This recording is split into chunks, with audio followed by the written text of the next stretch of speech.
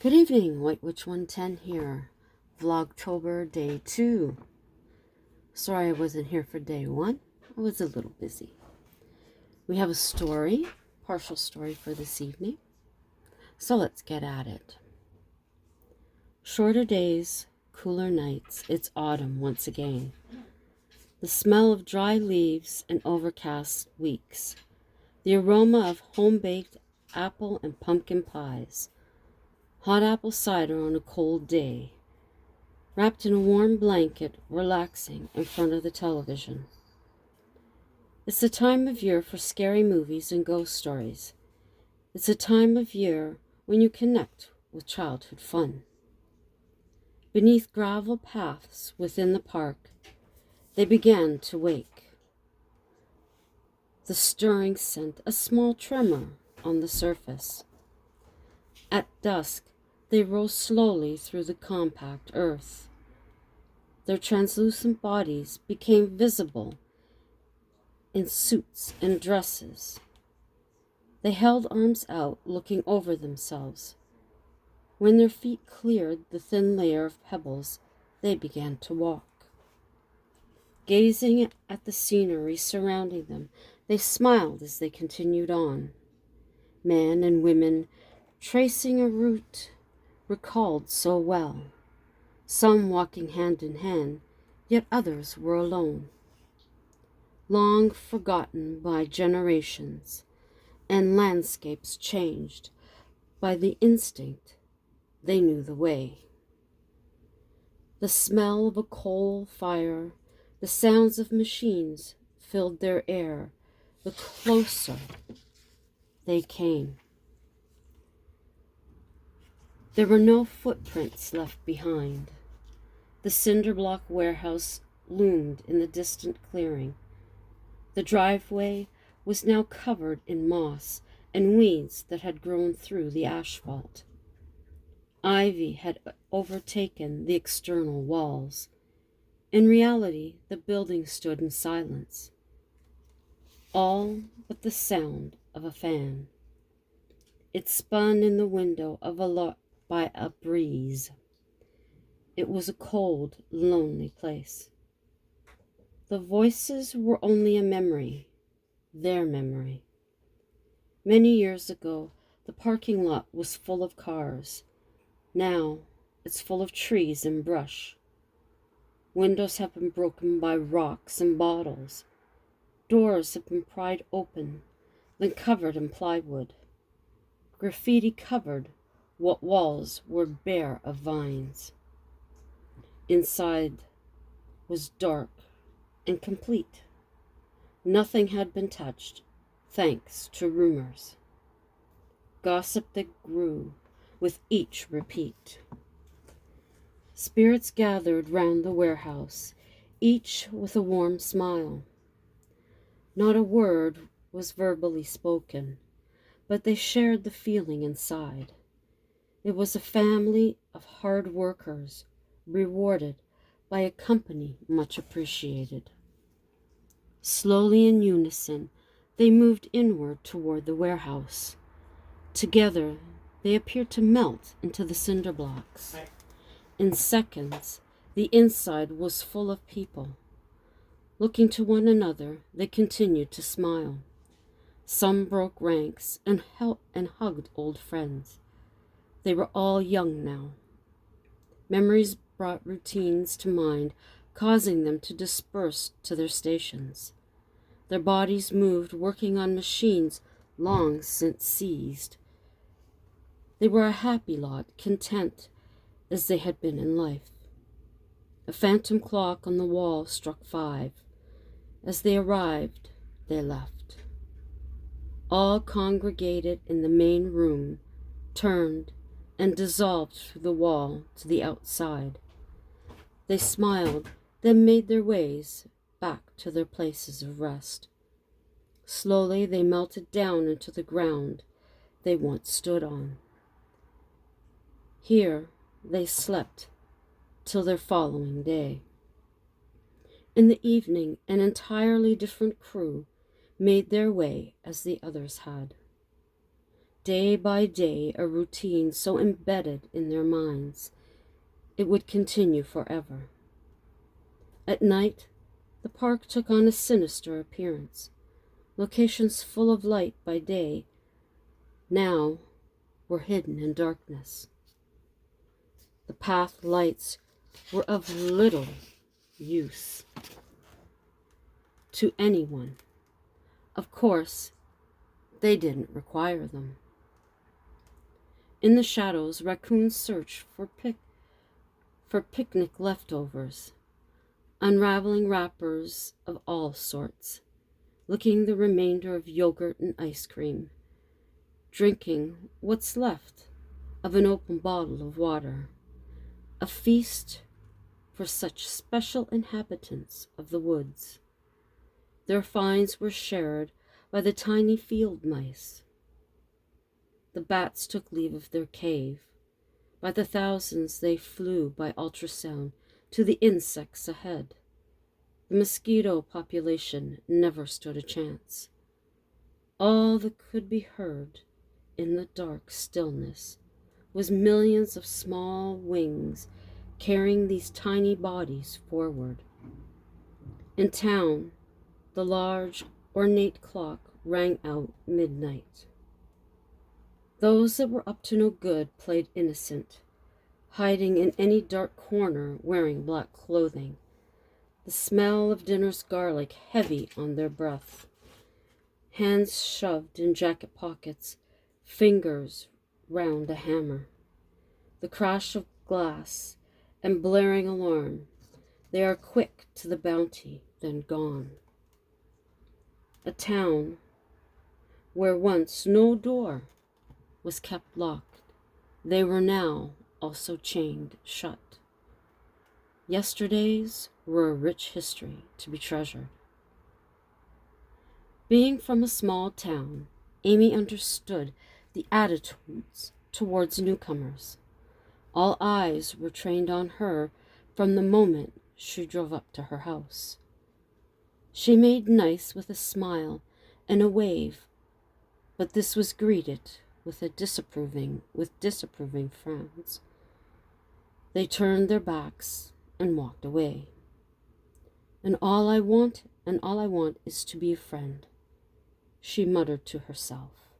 Oh well, possibly in time. Amy really wasn't bothered. She had dealt with this kind before. She stood on her front lawn, waiting for her moving truck. They had promised delivery by 10. As the town clock struck 10, the truck came into view around the bottom corner of her street. Perfectly parked in front of the house, the unloading began. Boxes and furniture carried up 5 steps into their new home. Amy thanked and tipped both driver and helpers. Closing the heavy wooden door, she let out a breath of contentment. She looked over the job ahead of her and met it head on. Room by room, she settled in. The warm white light bulbs gave each space a richness. It wasn't common to find homes that the wood had never been painted. Her hand happily skimmed the stain-carved wood. This was her house she'd make into a home. The house hadn't been loved in a number of years. Amy had worked diligently to figuratively cradle it in her arms. There were no steps to a second floor. The entire house on one level. A postage stamp backyard, but generous front yard. A tall, strong fence marked the back property line. A shorter fence bordered neighbors on either side, encasing the yard out front. It wasn't the white picket fence from every movie or television show. It was beautiful cedar. The aroma was wonderfully calming. Blinds and curtains up in each room, drawn down or together when darkness came. Having settled the kitchen, she prepared herself a grilled cheese sandwich, a meal that to her meant home. Amy's push gave out in the earliest hours of morning. Crawling under the rustic pattern comforter and clean sheets, she fell asleep. The cold cotton pillowcase felt amazing on her cheek, helping her to slumber. Warm fleece blanket tightly wound around her body in fleece pajamas. Amy felt safe and warm in her comfortable bed.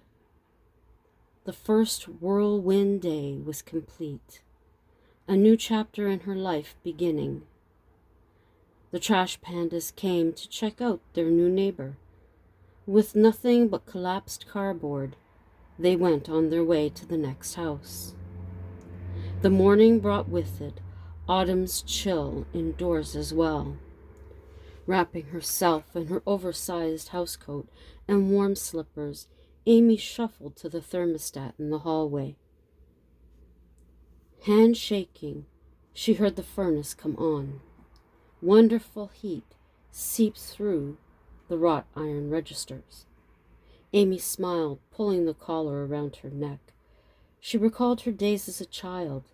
She'd sit in front of a register, blanket around her, to hold on to the heat. As much as she longed to climb back into bed, she showered, dressed, and got back to it. It was important to finish settling soon as she could. Things were going along beautifully. She couldn't have hoped for anything more. Cardboard she placed in her trunk for recycle center. Paper used to protect, folded in a blue bin. Amy was a model neighbor. I need fresh air, she told herself. Outside, she cut both lawns, then trimmed the bushes. Opening the curtains, sunlight flooded in. Window frames cast the usual shadows. Though beyond the glass, neighbors stared, wondering what ill will this woman may infect the neighborhood with. Amy felt what they were thinking and came back with a witty remark in her head. A refresh of the outside seemed to warm the neighbors. They were learning she wasn't the person they thought. Amy stood on the sidewalk, admiring her work. The siding was now a warm gray, with the trim a brilliant white. The rose bushes had been tamed and would flourish in rich color. The giant maple in the backyard shed leaves. There was now a thick layer of autumn color insulating the grass. Upon closer view, Amy realized there was a gate in the back section of the fencing. Wonder where this goes, she said to herself. Pulling back the ivy carefully, she pulled it open. A path. Amy had thought it would be a laneway, but not so. She looked in both directions. It seemed to go on forever. Matter of fact, she lost sight of it. As much as she wanted to explore, she pushed back the temptation.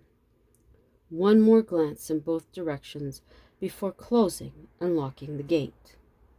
Amy stood for a moment, imagining the possibilities that lay beyond her line of sight. You don't want to venture out there, a voice said from behind her. Why not? She asked, turning to the voice. It was her neighbor to the north. The woman had pushed down her hedge. Scary place beyond our fences. This is what keeps us safe. She grabbed hold of the firmly planted wooden structure. This is the only reason I use this yard. Really? That's interesting. Amy left her comment at that. My name is Vera. I live here. She pointed to her house. Alone. My husband passed 8 years ago. We had no children. This was a lot of information on a first meeting. Sorry for your loss. I'm sure your friends have helped you. They must be of some comfort. Yes, they have been. Vera got quiet. Well, I'll leave you to your day. She turned to walk away. I never asked, what is your name? My name is Amy. Pleased to meet you, Amy. I hope you stay a while, said Vera, and Vera walked back to her home. This made Amy curious. Why would she say something like that? She shrugged her shoulders and went back into the house. But the comment Vera made stayed with her. She wanted to know why she had said that. After a simple dinner of tomato soup, she went over to her place. Well, hello, Amy. Come on in. I was just cleaning up after dinner. Vera closed her door and locked it. Come into the living room. She led the way. Have a seat. Would you like something to drink? Vera offered. Her shag carpet from the 70s amused Amy. No, thank you. I just finished my dinner, too. What I came over for was to ask about your comment earlier, Amy began. About the fence. About the entire thing. What is beyond the fence? And why wouldn't I stay in my house? Vera thought quickly for her answer. Bears have been spotted in the past right outside our fence line. It isn't unusual for the odd fox, too. Vera began to explain. Okay, but what about my house? Amy lightly pushed for an answer. To be truthful, I'm not sure. All I can tell you is people haven't seemed to stay long. I've lived here for 30 years now. I only recall one family staying for 3 years. Vera thought for a moment. They never had friends over, or family. Now that I think back, maybe they didn't have family. I mean, I have no family. I was an only child. My parents died a number of years ago. They were older when they had me, Amy explained to Vera.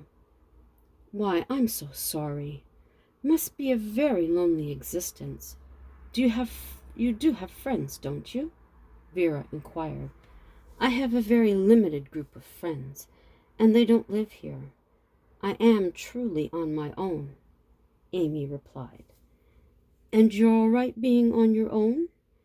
Have you ever thought of a cat or a dog? No, I'm fine. I like to be able to travel without worry of a sitter. No real answer to her question. Amy guessed she'd have to find out herself.